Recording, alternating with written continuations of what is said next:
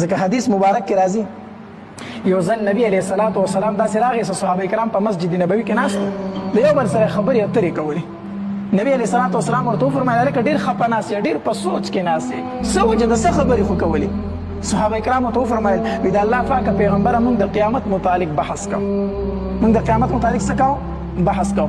نبی علیه الصلاة والسلام ورته وفرمایل ای زما صحابه کرامو قیامت په تر هغې پورې را نشي تر څو چې دا 10 علامات نه وي ښکاره شي، تر څو چې دا 10 خبرې نه وي ښکاره شوي که نه نو تر هغې پورې قیامت نه راځي.